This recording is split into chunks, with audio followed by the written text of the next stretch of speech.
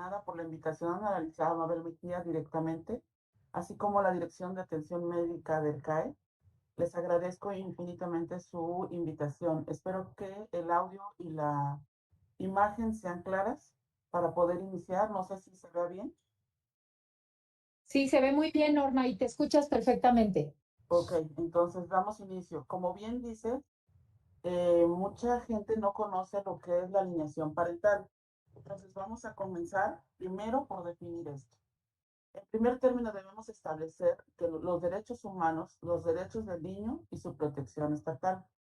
Nuestra Carta Magna, en el artículo primero y 133 de la Constitución Política de los Estados Unidos Mexicanos, establecen que todas las autoridades dentro del ámbito de nuestras competencias debemos respetar, proteger y garantizar los derechos humanos conocidos en la Constitución y en los tratados internacionales en los que México es parte. Dentro del catálogo de los derechos humanos consagrados en el sistema jurídico mexicano se encuentran los derechos y muy ampliamente reconocidos ya en la actualidad de niños, niñas y adolescentes. Como decía, en la Constitución Política de los Estados Unidos Mexicanos, la Convención sobre los Derechos de los Niños, el Pacto Internacional de Derechos Civiles Políticos, el Pacto Internacional de Derechos Económicos, Sociales y Culturales, la Convención Americana sobre Derechos Humanos y protocolo adicional a la Convención Americana sobre Derechos Humanos en materia de derechos económicos, sociales y culturales, entre otros tratados internacionales. Ahora bien, el Estado mexicano ha asumido compromisos internacionales al celebrar diversos tratados internacionales en materia de protección de los derechos humanos, que está obligado a cumplir, por lo que, como parte del Estado mexicano, también el Estado de Veracruz se encuentra obligado a cumplir estos compromisos.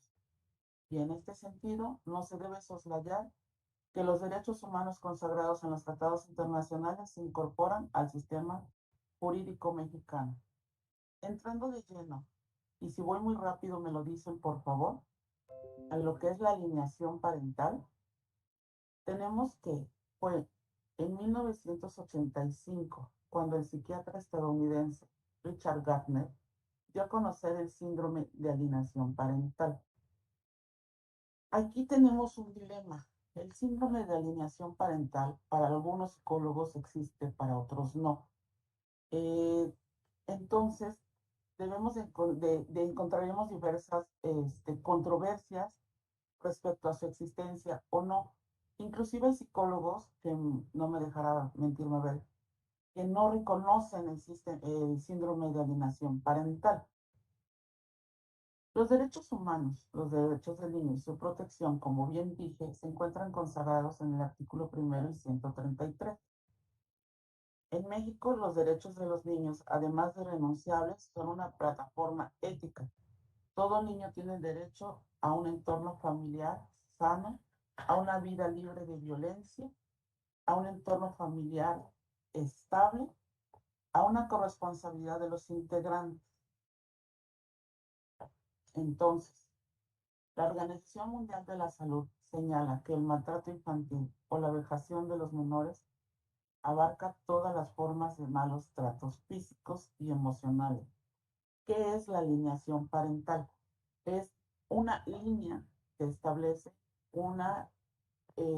el que uno de los padres, principalmente el custodio, interfiera en su desarrollo psicomotor.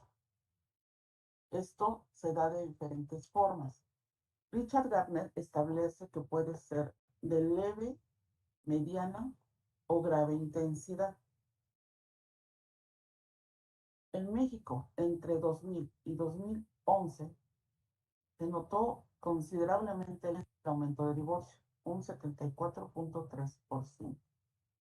Un elevado número de estudios determina que los principales factores que motivan los divorcios son la falta de comunicación, la infidelidad, los problemas económicos, la desconfianza, el abuso de alcohol y otras sustancias, la diferencia de estatus socioeconómico en las parejas y en muchos casos también la violencia, llámese física o verbal. En este caso, en el caso de la alienación parental, lo vemos más en lo que es la violencia verbal. En un momento les explico. En el año 2014, el 12 de agosto, ante el creciente número de juicios en materia familiar, se crean los primeros juzgados en la ciudad de Jalapa y Veracruz inicialmente. De ahí se han extendido ante las necesidades del servicio, le estoy hablando del estado de Veracruz, en las ciudades de Coatzacoalcos, Poza Rica, Córdoba y Orizaba. Tenemos distritos judiciales, se les llama así a las ciudades en donde se concentra un juzgado y varias ciudades, municipios pequeños pertenecen a este distrito. Entonces, eh, tenemos ciudades como Coatzacoalcos, como Veracruz, que ya posee cuatro juzgados en materia familiar, ya superando al fuero común grandemente. La creciente de juicios es una cosa apabullante en materia judicial. Solo en el año 2019, el Distrito Judicial de Veracruz, que es uno de los que inició en materia familiar, atendió 6,000 casos. Otro ejemplo, tan solo en Córdoba, que es uno de los de última creación, en el año 2019 se iniciaron 2,612 casos, la mayoría de ellos tratándose de divorcio, patria potestad y pensiones alimenticias. Ahora bien, es menester garantizar que los niños vivan en un ambiente libre de violencia, así como que se respete su persona e integridad física, psicoemocional y sexual, independientemente de la situación en que los padres se encuentren, ya sea en la disolución del vínculo matrimonial o una mera separación. Es preciso atender a quien ejerce este tipo de maltrato al menor, pues ya no es capaz de distinguir los límites entre una batalla legal y los daños que puede provocar en sus hijos al utilizarlos como elementos de guerra. Aquí el fundamento en cuanto al estado de Veracruz no es en cuanto a la alineación parental, pero sí nos da el parámetro. A diferencia de los estados de Oaxaca, Baja California, Ciudad de México, que ya contemplan en sus legislaciones lo que es la alineación parental. Pero a nosotros nos da una base o un parámetro para cuando se emiten sentencias.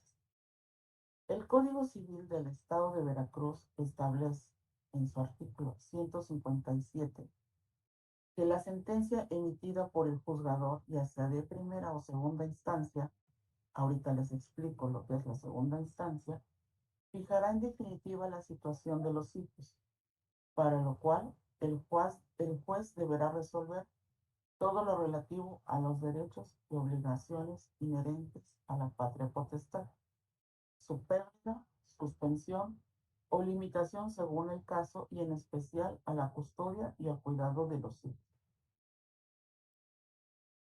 También es importante que el juez de oficio o a petición de parte interesada, durante el procedimiento, se llegará a los elementos necesarios para ello, debiendo escuchar a ambos progenitores y principalmente a los menores. En esto hay ciertos limitantes que ahorita explico.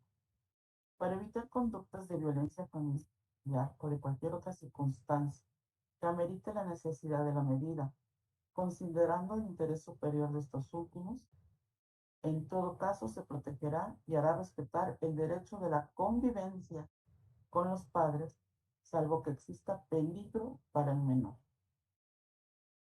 Esto debe de estar probado en lo que nosotros llamamos autos, que son las constancias procesales de un expediente.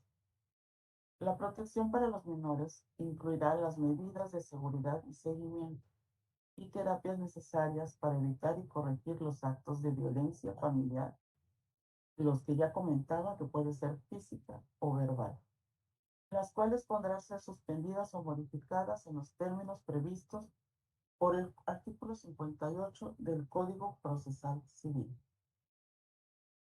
Frente a los retos señalados, los padres de familia y otros adultos que tienen menores bajo su cuidado tienen una especial responsabilidad de brindarles seguridad, protección y un entorno adecuado para su desarrollo. La seguridad emocional de los niños depende sustancialmente de que perciban en los adultos que lo cuidan y en la forma como abordan la problemática que se vive. Explicarles de acuerdo a su edad lo que está pasando sin alarmarlos, sin transmitirles incertidumbre o miedo.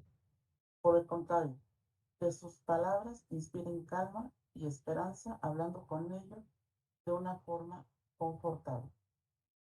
Ahora bien, hay, eh,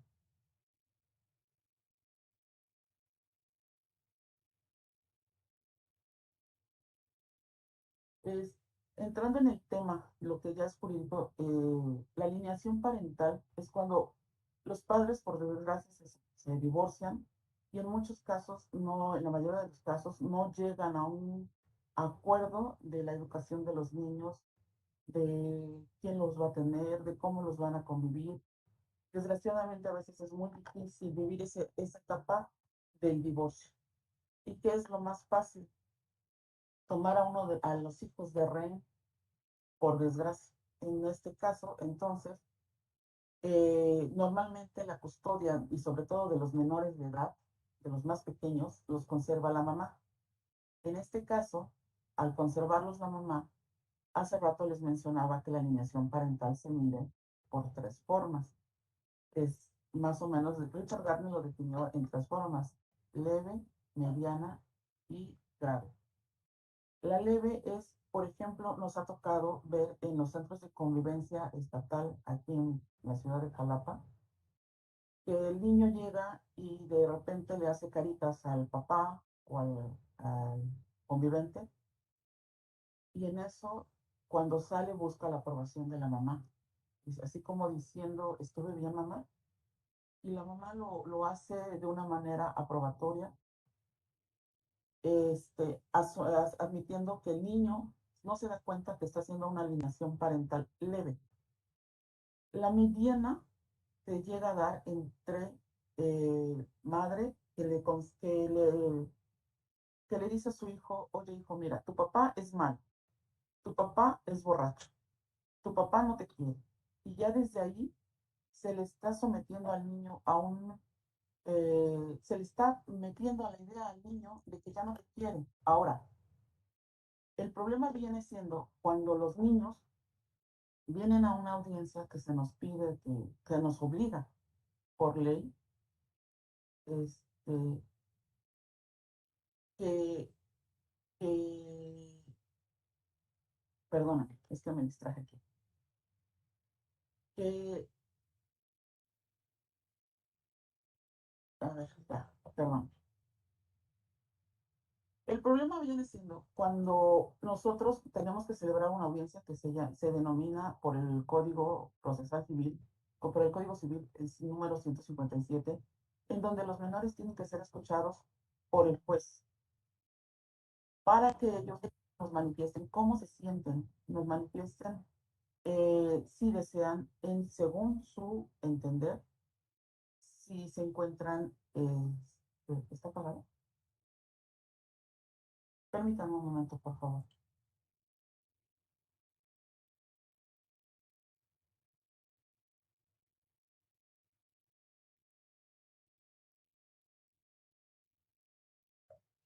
Una disculpa, es que me decían de la presentación, pero ya no la voy a ocupar.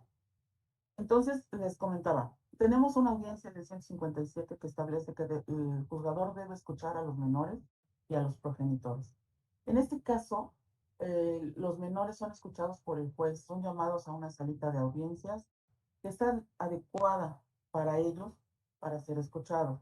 En lo personal, no soy amiga de los divorcios necesarios, en virtud de que se somete al niño a una serie de procedimientos, hacerles estudios psicológicos, socioeconómicos, a ser escuchados por el juez, a vivir dentro de la guerra que viven los padres.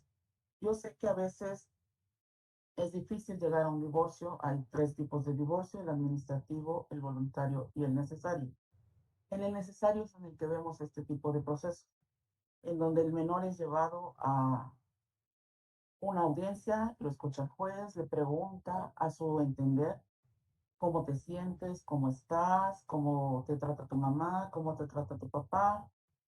Y el juez no solo es conocedor del derecho, también tiene que aprender un poquito de psicología o un pocote, porque no tenemos el apoyo como existe en el Tribunal Superior del Estado de México y de la Ciudad de México, donde tienen un departamento de psicología que los ayuda y los lleva de la mano en este proceso. Aquí, por desgracia, no. Nos tenemos que ir solicitando apoyo a veces de instituciones como lo es el DIF, a veces es llamar psicólogos particulares, muchas veces no se puede tan fácilmente, pues porque ellos también solicitan sus ingresos. Tuvimos un caso, por ejemplo, en una situación de una restitución internacional de menor, en donde inclusive la alineación parental se vio ya entre países. Y la mamá hablaba muy mal del papá, se lo trajo de España, se lo trajo de manera ilegal, cruzaron fronteras. Pues los menores estuvieron viviendo aquí 4 años en una de las ciudades del estado de Veracruz, estuvieron viviendo 4 años.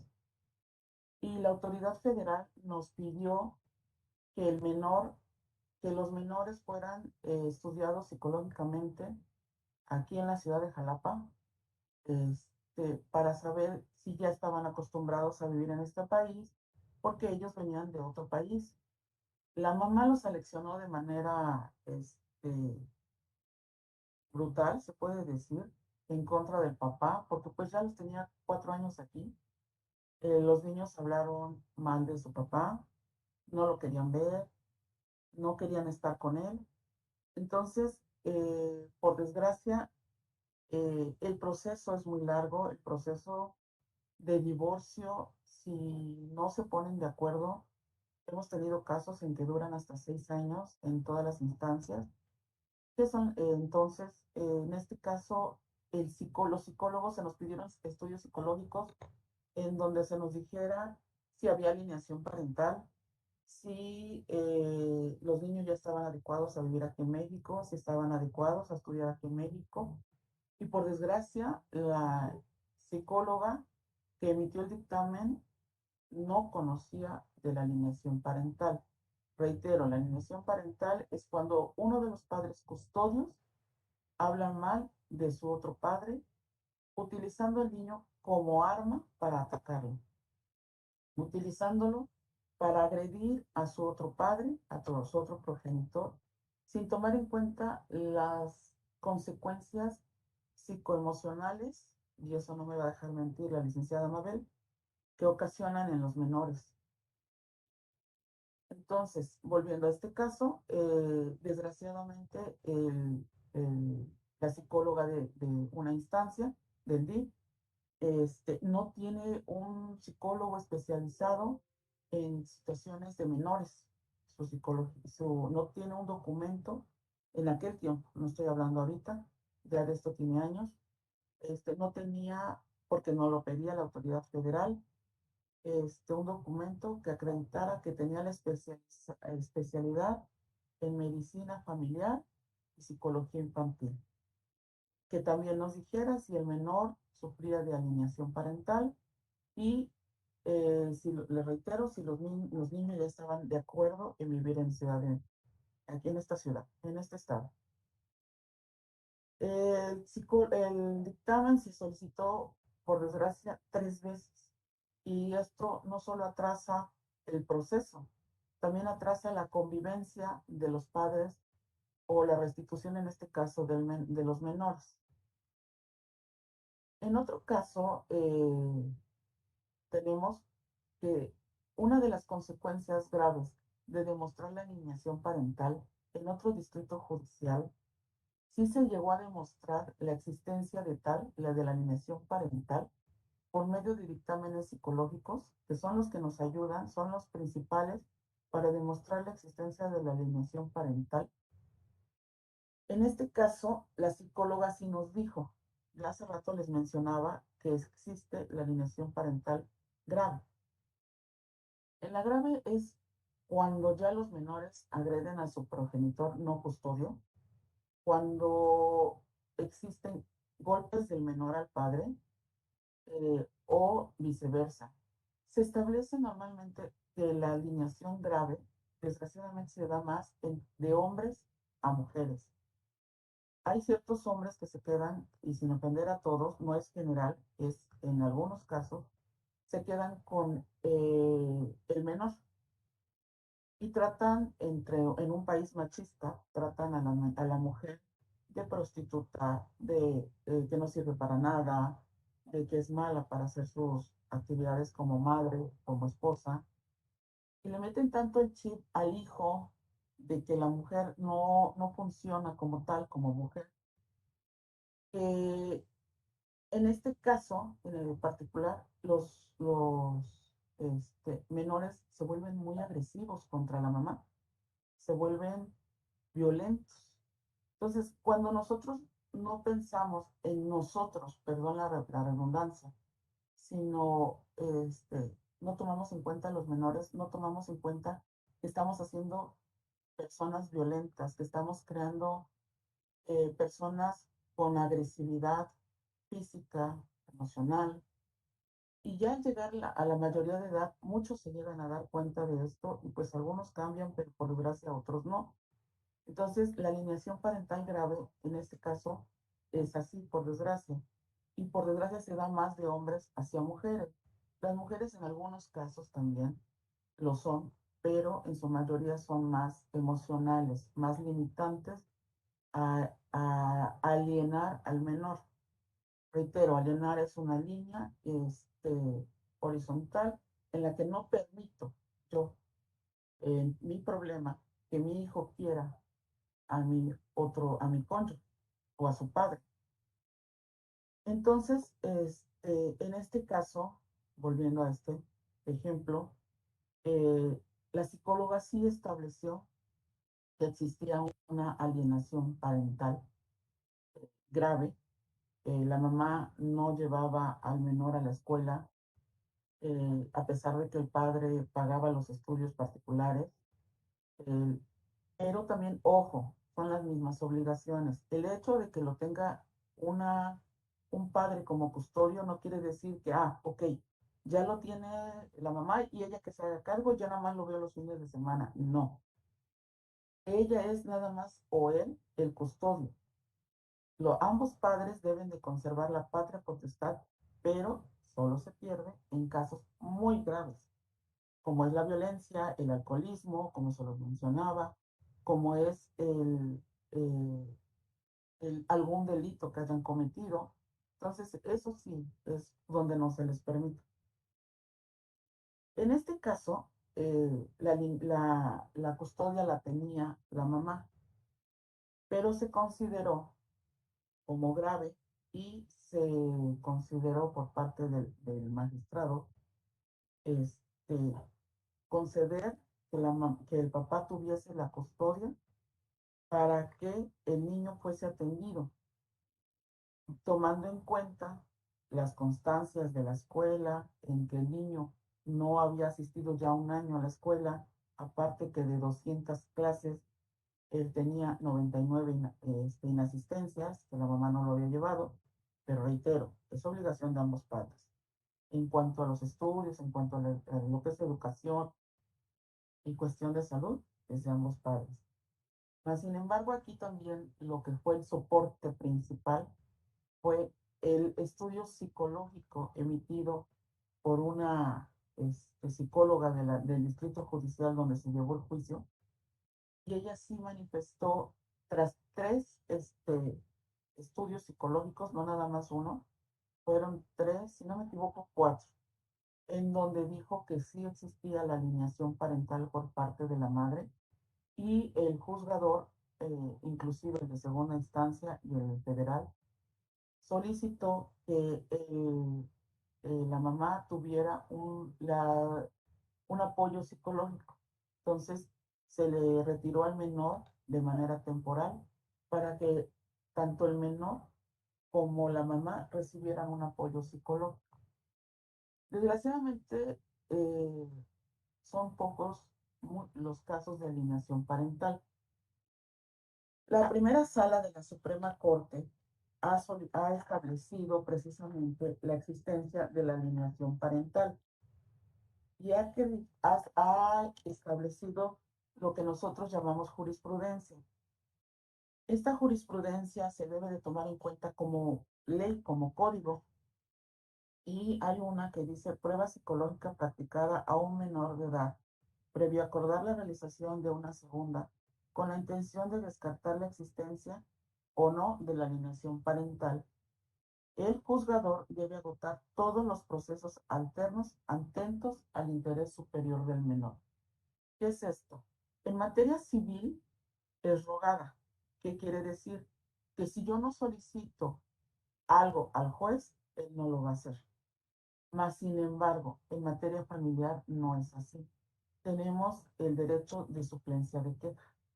Esto es, que podemos solicitar cuantos informes creamos necesarios a un psicólogo, a un trabajador social o inclusive la intervención del Ministerio Público en casos graves de violencia para poder allegarnos a todos los medios idóneos y emitir una sentencia conforme a derecho. Entiendo que muchos se quejan de que el proceso es largo, de que el proceso se lleva mucho tiempo. Como les dije en un inicio, tenemos juicios que se llevan hasta 6 años, pero por desgracia los cúmulos de trabajo son enormes, enormes. Como bien dijo Mabel, cuando yo ingresé a la sala, fue en 1997, éramos del fuero común. Y en 2016 nos tuvimos que volver sala familiar. Tenemos en el Tribunal Superior de Justicia del Estado de Veracruz 2 salas familiares integradas cada una por 3 magistrados, que a su vez cuenta con personal capacitado para conocer de los juicios en materia familiar. Pues de mi parte creo que no sé si fui muy clara, creo que ha sido todo, porque no sé si tengan alguna pregunta que se las pueda yo aclarar en lo que pueda apoyarles con muchísimo gusto. Mabel.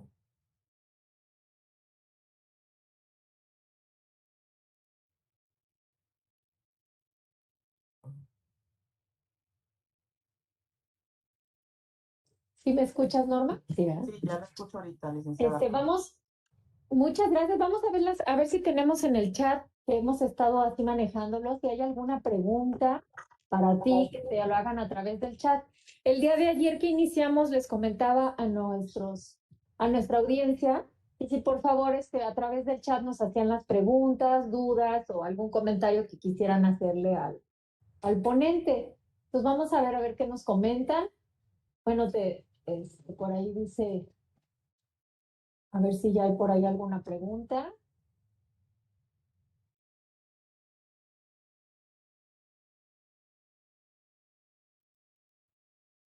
No, ¿verdad? No sé. Creo que no. ¿Alguna duda? ¿Alguna duda que tengan?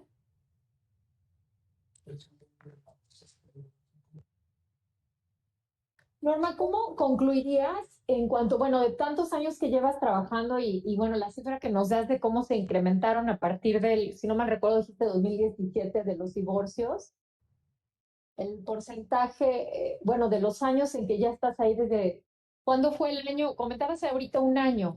¿Cuándo fue el año en donde más se dieron los divorcios necesarios, que son a los que se someten los niños, pues, a situaciones mucho más complejas, ¿no? A nivel En el estado de Veracruz, en 2014, se tuvo la necesidad de crear los juzgados en materia familiar.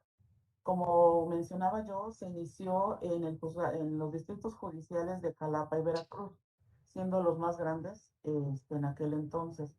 Coatzacoalcos ya ahorita también tiene bastantes distritos, juzgados familiares que fueron creados con posterioridad. Coatzacoalcos, Poza Rica, Orizaba, Córdoba, son juzgados que han sido creados ante la necesidad.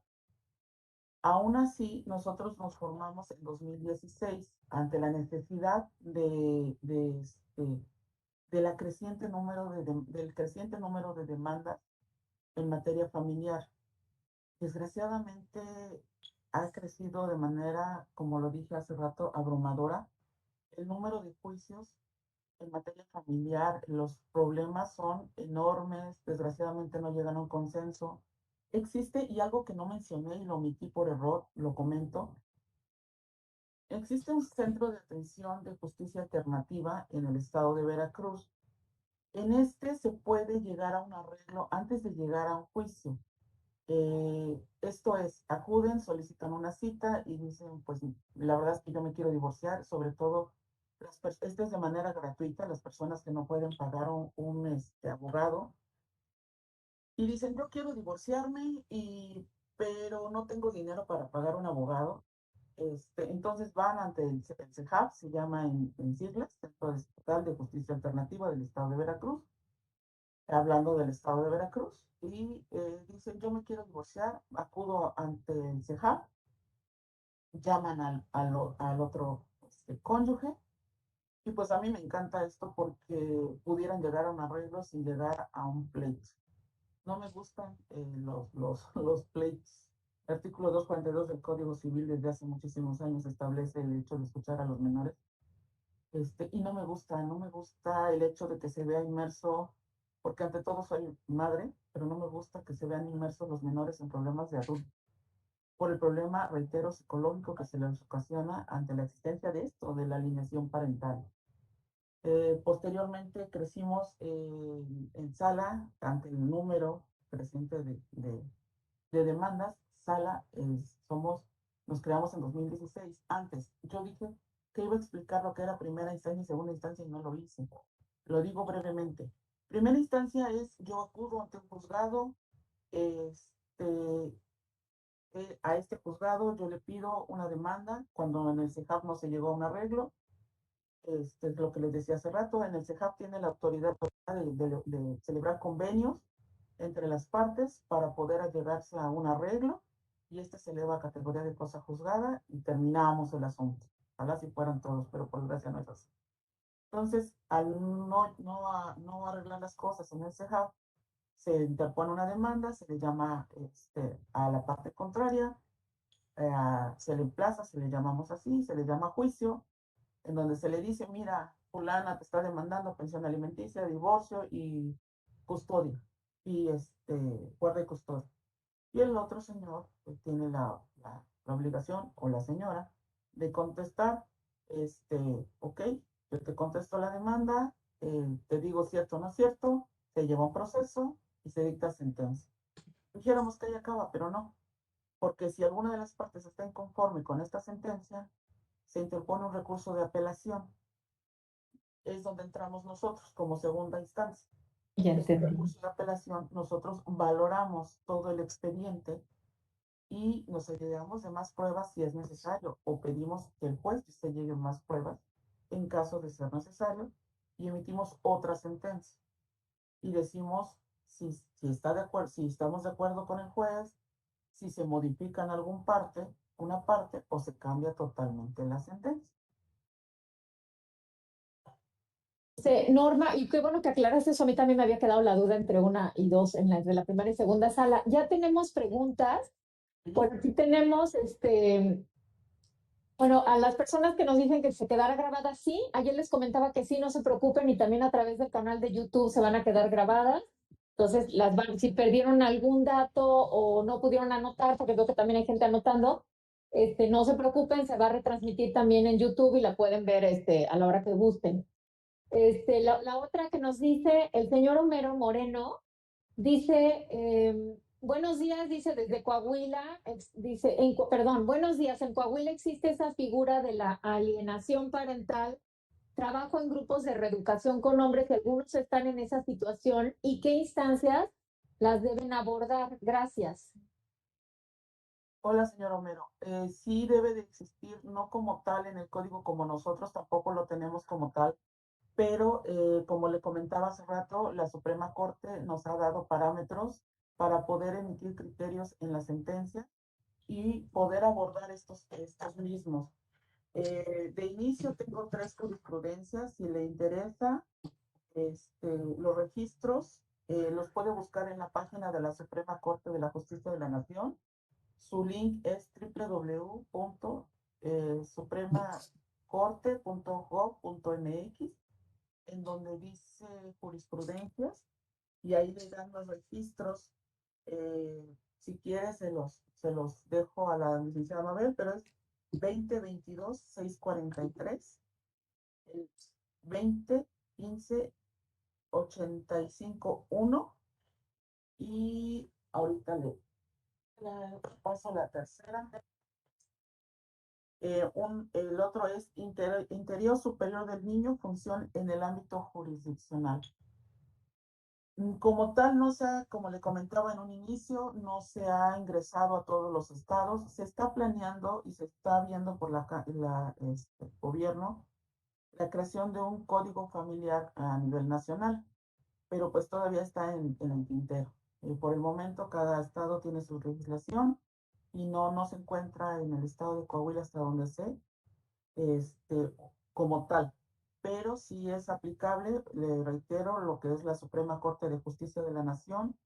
Todos los criterios que ellos emiten son aplicables en nuestras sentencias, se tenga o no se tenga, y sobre todo porque tenemos la Convención Internacional de Menores, lo que le mencionaba en un inicio, la Convención sobre los Derechos del Niño, el Pacto Internacional de Derechos Civiles y Políticos, el Pacto Internacional de Derechos Económicos, Sociales y Culturales, la Convención Americana sobre Derechos Humanos y el protocolo adicional a la Convención Americana sobre los Derechos Humanos en materia de derechos económicos, sociales y culturales.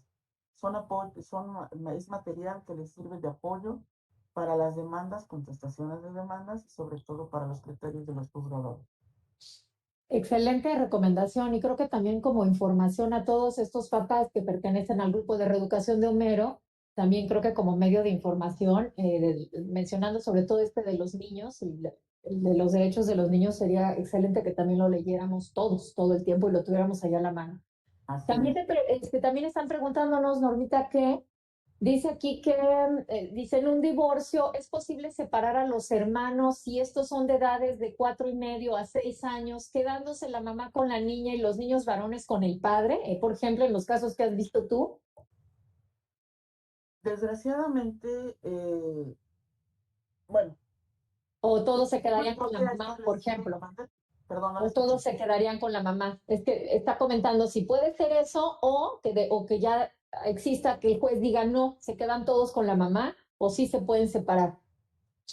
Cada caso es distinto en primera instancia. Cada caso es distinto. No podemos decir genéricamente que sí o que no. ¿Por qué? Porque existe también, hay que tomar factores. Por ejemplo, la mamá puede trabajar todo el día y no puede atender a todos, o no puede de una forma de apoyarse de alguien más, ¿no? Cada caso es distinto, cada caso debe de ser estudiado distinto. Más sin embargo, los menores de edad y sobre todo a esa corta edad, sí es recomendable que se queden al lado de la madre, por, porque somos las que nos encargamos de su educación, siempre y cuando, reitero, en los casos en específico, no tenga problemas psicológicos, problemas de salud. Son cuestiones muy específicas, por lo tanto yo no podría decir que se deben de separar o no se deben de separar. Lo idóneo es que no se separen, que crezcan juntos. Ya de por sí están viviendo un proceso eh, legal muy pesado en cuanto a la separación de los padres, como para que todavía se separen los menores. Lo ideal es que no se separen, y sobre todo a esta corta edad en la que todavía están en una edad muy, muy vulnerable.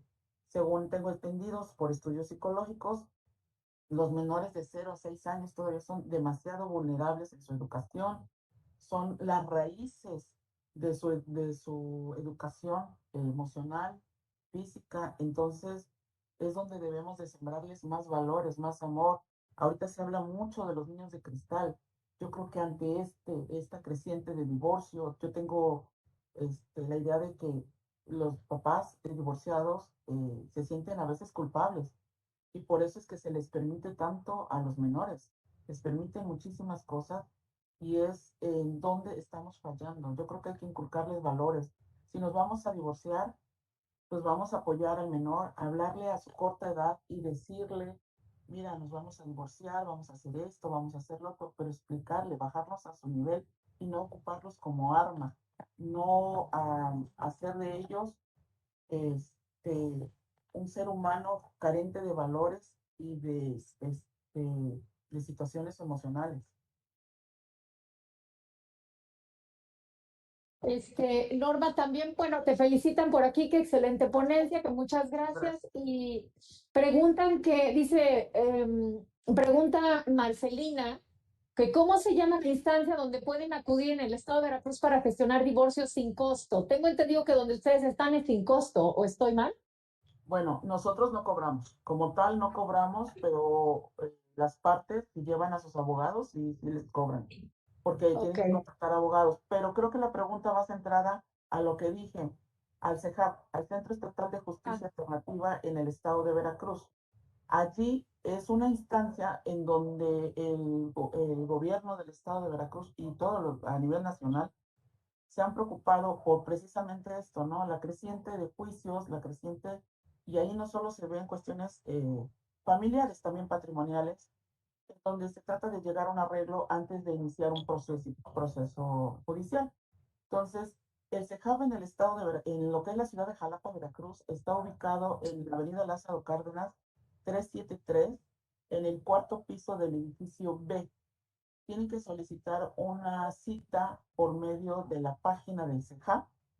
Ahí mismo solicitan que es conciliatoria, porque es una cita conciliatoria, lo que antes tenía la fiscalía también, ahora lo tenemos en materia civil y familiar, y manifiestan, llevan los documentos que en la misma página le dicen y manifiestan su interés de llegar a un arreglo.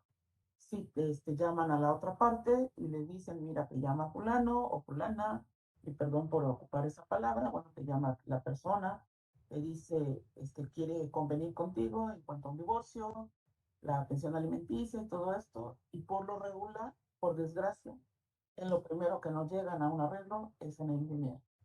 Y es donde empezamos un proceso legal muy grande.